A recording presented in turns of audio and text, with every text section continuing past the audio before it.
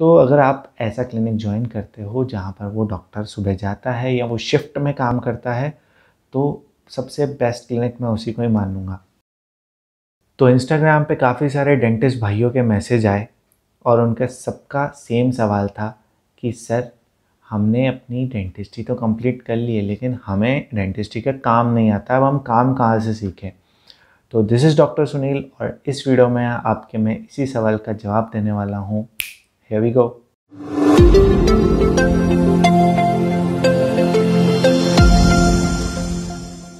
देखो, तो most commonly जो मिस्टेक डेंटिस्ट भाई लोग करते हैं वो ये कि वो अपने इंटर्नशिप पीरियड को मस्त तरीके से बर्बाद करते हैं। वो करते हैं, यार 4 साल तो खूब पढ़ाई कर ली, अब तो अपन बर्बादी करेंगे, अब तो अपन मज़े करेंगे। छोड़, डेंटिस्ट्री तो होता रहेगा, ज़िंदगी भर एक ही काम करना है, अपन तो मज़े करेंगे अभी।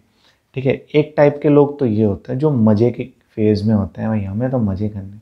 दूसरे टाइप के लोग होते हैं, यार नहीं, इंटर्नशिप आ गई है, अब एमडीएस की तैयारी करेंगे, अब खूब पढ़ाई करेंगे और फिर एमडीएस का इम्तिहान देंगे और उसमें अपन कॉलेज लेंगे और एमडीएस करेंगे। ठीक है भैया, आप एमडीएस की भी तैयारी करते हो। अब क्या हुआ कि आपने एमडीएस की तैयारी करी, खुदा ना खास्ता आपका एमडीएस में सिलेक्शन नहीं हुआ, क्योंकि अब एमडीएस में तो कुछ ही बच्चों का सिलेक्शन होगा। क्योंकि आप प्रैक्टिकली सोचो कि इतने सारे बच्चे एग्ज़ाम दे रहे हैं, तो उनमें से तो ऑब्वियस सी बात है कुछ ही लोगों का सिलेक्शन होना है, बाकी सारा क्राउड कहाँ जाएगा। तो रूल नंबर 1, एमडीएस के लिए जाने से पहले एक अच्छे बीडीएस बनो। क्योंकि ऐसा नहीं हो कि आप एमडीएस करते रह जाओ और आप बीडीएस भी अच्छे से नहीं बन पाओ।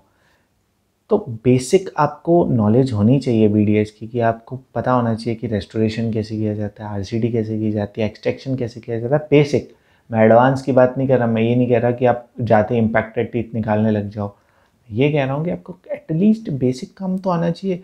कल को आपको कोई घर वाला ही आके बोल दे, यार दांत में दर्द हो रहा है, रात हो गई, कोई मेडिसिन ही बता दे, तो आपको इतना तो पता होना चाहिए कि आप, हाँ, मैं ये मेडिसिन कॉन्फिडेंस के साथ लिख के दे सकता हूँ कि ठीक है तुम ले लो, इससे तुम्हारा दर्द ठीक हो जाएगा।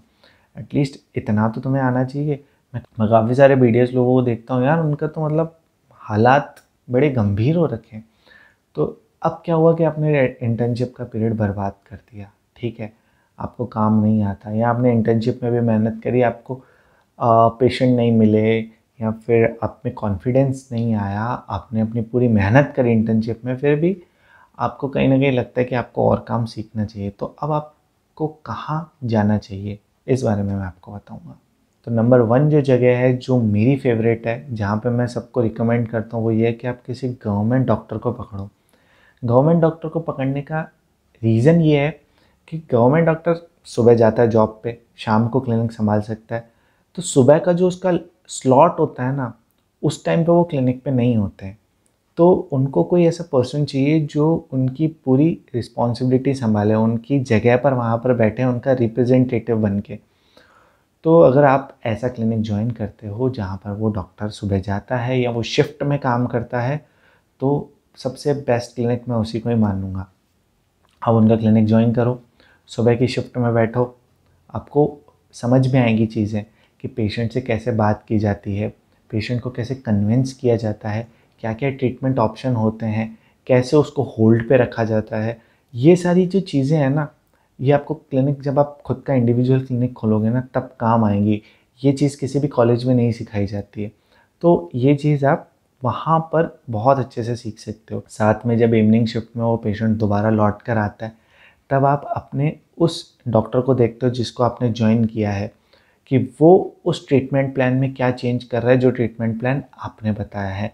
आपकी मिस्टेक्स आपको पता चलेंगे, आपने जो मेडिकेशन दिया है वो सही दिया है या गलत दिया है, आपको उसका पता चलेगा। काफ़ी सारी चीज़ें होंगी जो आप पहले कर लोगे, देन वो डॉक्टर आएगा, उसमें कुछ करेक्शंस करेगा, आपको बताएगा, एंड देन आप वहाँ से सीखना स्टार्ट करोगे। देखो, इनिशियली आपको कोई भी पेशेंट नहीं देगा। अगर मैं मेरे क्लिनिक पे हूँ, मैं मेरे पेशेंट्स का अच्छा ट्रीटमेंट करना चाहता हूँ, तो मैं क्यों किसी नए पर्सन को पेशेंट करने के लिए दूंगा। मैं, जब तक मुझे उस पर्सन पे भरोसा नहीं होता, जब तक उस स्टूडेंट पे भरोसा नहीं होता कि हाँ यार अब ये लायक है इस पेशेंट को डील करने के लिए, तब तक मैं क्यों उसको उस पेशेंट पर वर्क करने दूंगा। ठीक है, ऑब्वियस सी बात है, आप खुद अपने क्लिनिक पर भी ऐसा नहीं करोगे।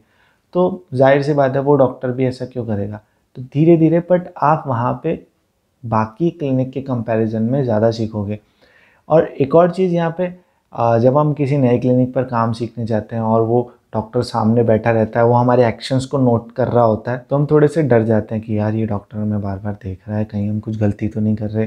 अगर आप सही भी काम कर रहे होगे तो भी आपको लगेगा यार मैं गलती तो नहीं कर रहा।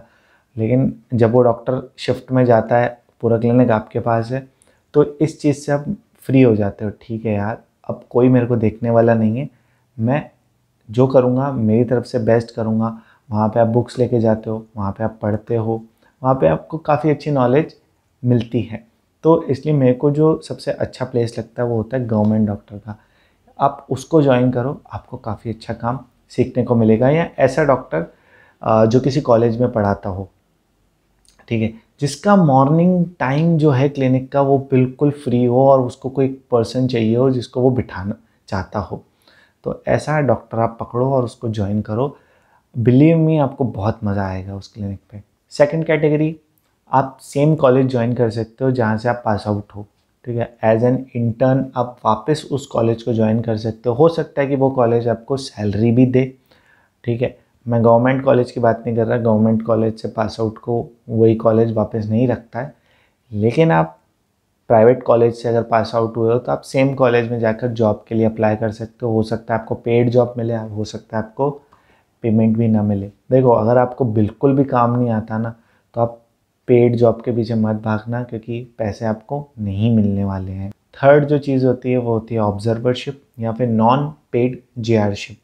इसका मतलब क्या होता है कि आप एक गवर्नमेंट हॉस्पिटल में जाते हो, वहाँ पर कुछ अमाउंट पे करते हो एंड देन वहाँ पर काम सीखते हो। वो अमाउंट कुछ भी हो सकता है। बहुत सारी जगह पर 10,000 रुपीज़ पर मंथ का लिया जाता है, कई सारी जगह पर 6,000 रुपीज़ 3 मंथ का लिया जाता है, कई जगह पर 6,000 6 मंथ का लिया जाता है। तो ऐसे आप उस गवर्नमेंट हॉस्पिटल में जाकर भी काम सीख सकते हो as an observer, as an externship या फिर as an non paid JRship की तरह। तो ये भी काफ़ी अच्छी अपॉर्चुनिटी होती है। यहाँ पे आपको काफ़ी सारे मेडिकल ऑफिसर्स के साथ काम करने का मौका मिलता है और काम सीखने का भी मौका मिलता है। फोर्थ कैटेगरी है जेआरशिप, पेड जेआरशिप।